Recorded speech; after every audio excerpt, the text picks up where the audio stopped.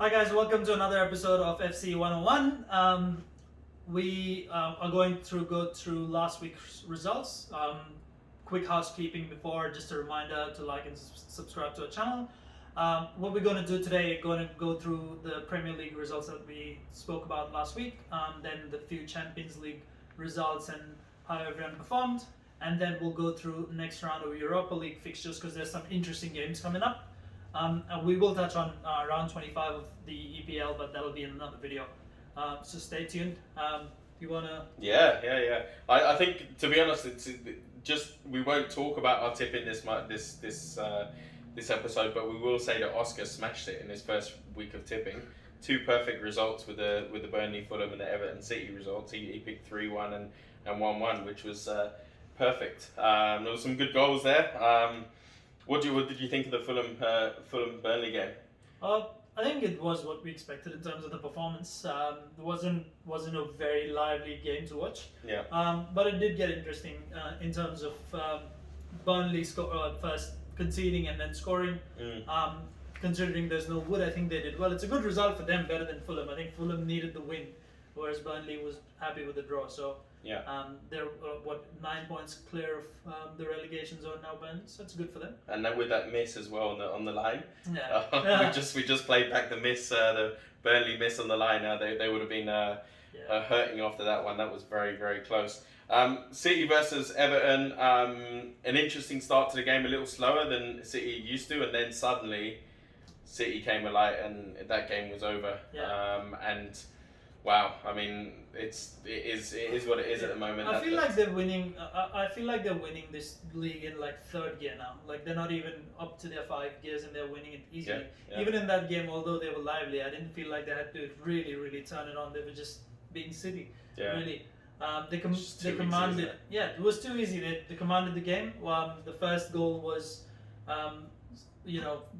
they scored the first goal. Everton got it back, which was the only thing that surprised me about the game, that Everton actually scored, because City hadn't conceded in so long. And then Mahrez and Bernardo Silva just took it away, and he's been in some good form as well. So it was predictable, the result. So that was a no-brainer, I guess. Well, up on the screen in front of us, 681 passes, 90% pass accuracy. I mean, they've been like that all season. I think it's even been higher on certain games, but that is ridiculous. Yeah. That really is ridiculous. When you look at pass accuracy of some of the other big clubs at the world as well at the moment, that's really fantastic. All right, let's talk about Champions League quickly. 4 games. Yeah. Was there any surprising results for you there? For me, I mean, I picked up. I thought Barca and PSG would draw, just because I thought, but Mbappe just smashed it. It was the Mbappe show, wasn't it? Yeah. We talked about Juventus being known as Ronaldo FC. I reckon PSG are Mbappe FC. I mean, that was just ridiculous, wasn't it? He's just we talked about how easy he looks on the football. It doesn't look like anything is hard for him. Yeah. Now looking at the possession as well, it wasn't like it was one side dominated possession like we would expect it to be. It was pretty even in terms of possession. In fact, from what I can see, Barca had more possession, but to be honest, they were more lethal, and that's all because of Mbappe. Really, Griezmann isn't as lethal in front of goal as much as Mbappe is, and on top of that, I think Pochettino's got him playing a certain way, and I think if they play the Spurs way with these kind of players around all throughout the field, they've got a good chance. I'm not saying they might win it, because Bayern would be hard to beat, but there's a good chance they win it. I know you're still rooting for. I still think we'll talk about my club, the one I'm wearing on myself today. So Liverpool, I think I was happy to see us getting back to winning ways.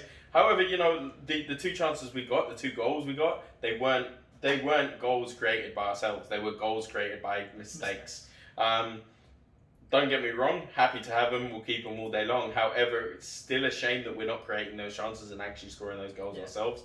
Mane and Salah, we know what quality they can be when they go forward, and they finish those chances so easily.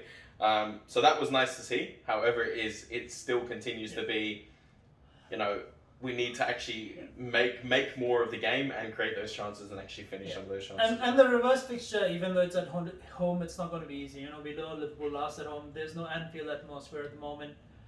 Which plays a huge part, especially in Champions League Definitely games. does, yeah. And so you're thinking, with the amount of chances they created the other day, Leipzig could give them a run for their money. Yeah. And Leipzig weren't at home either as well. Yeah. We've got to remember that they're playing in Hungary, so I actually like that stadium. I've never been there, so so they didn't have that home ground advantage. Yeah. It's a little bit different. What do you think will happen in the reverse leg?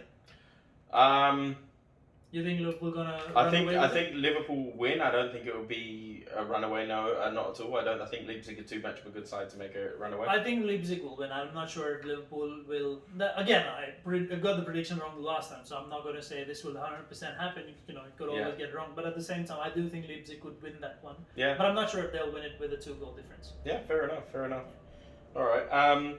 What will be hard to take is if they win it with the 2-goal difference, but they don't. Like if they win it 2-0, and because of the away goal they have to go to penalties and then they lose it, that'll be a bit, or extra time and then they lose because they literally never had the home advantage. Yeah, so that's to speak, true. So that's it'll true. be a bit hard done. That won't be good, but I don't see that happening. I don't see that happening. Anyway, Porto, Juventus, Sevilla, Dortmund. We'll touch on those two quickly. Porto, Juventus, none of us tipped that. I think that's a bit of a surprise for the books. However, we've also all touched on that one away goal for Juventus is enough with a player like Ronaldo in your squad. I think he'll be playing like a man possessed. Like he's such a good player now. And again, I suppose, we could have said the same thing about Messi maybe a year or so ago. I think he's not, the team around him isn't there. Juventus have a great team around Ronaldo. That's the difference, I think, at the moment. So, not only that, I think fitness-wise, we always knew Ronaldo's the better athlete in terms of fitness. So I think his longevity would always be more than Messi. That's just there's always the debate about years older though as well. And still he's in better shape today than I think Messi is. Well, probably than most footballers. I'd say, most footballers. So that's the only thing I think. Except James Milner. Milner's in better shape than everyone. So anyway, but 2-1. That was a good result, I think, for Porto. Sevilla, Dortmund, Haaland again, magic. I mean, the guy's a natural finisher, isn't he? And he looks clumsy on the ball. He looks very clumsy occasionally, but it doesn't affect anything because he's so good. And I know what you mean. You don't mean it the wrong way. Like it's just he looks like he's gonna fall off running the way he runs. Yeah. He's got a weird running. And he never does. But he's a powerful runner. Yeah, he really very is. Fast. Yeah. Yeah, reminds me of Ibra, and obviously he's got Riola there, so he's gonna go jump from club to club. Yeah, definitely. All right, so Europa League. All right, where do we want to start? Europa League. I think we don't touch on every tie, but we've got a few interesting ties. One of the big ones, Roma Braga. I think we're gonna say it's a close tie. Roma probably gonna scratch that one. Milan's playing Zvezda. I think that's a Milan game as well. Should be easily with their current form as well, I'd say. Olympiacos, Eindhoven, tough to call, but I think I couldn't. Two old school big clubs there. Big clubs, yeah. So it'll be an interesting one, but I think the first big round is Sociedad United in this one. And normally it wouldn't be a bigger round. No, Sociedad. Where have Sociedad been in the last few years, and how good are they this year? I mean, it's. But it's United. They could have West Brom in there, and they could have terrible. I feel terrible at being a United fan, but that's United being United, I guess, at the moment. Yeah, I suppose so.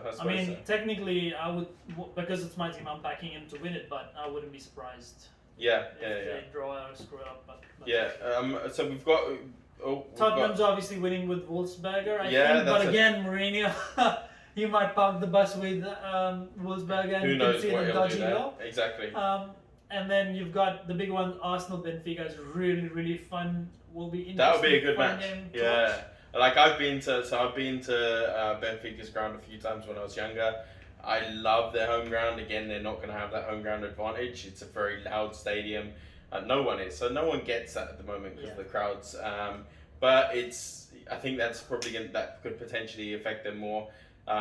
Sporting are running away with the Portuguese league at the moment, so they're not on the same level there. But it is Benfica. They're a big club. They've got a big history. But you could say the same about Arsenal now as well. So. And I think Arsenal and Tottenham are the two clubs that are desperate to win this Europa League because they want Champions League football, and that's the only way for them to that's the only way for them to get it with what's happening in the top four in the league. So they're going to be desperate to try and nick a result, and I think Arsenal have enough in them to nick a result. Yeah. Napoli Granada. Napoli playing alright. I think Napoli should squeeze that one out.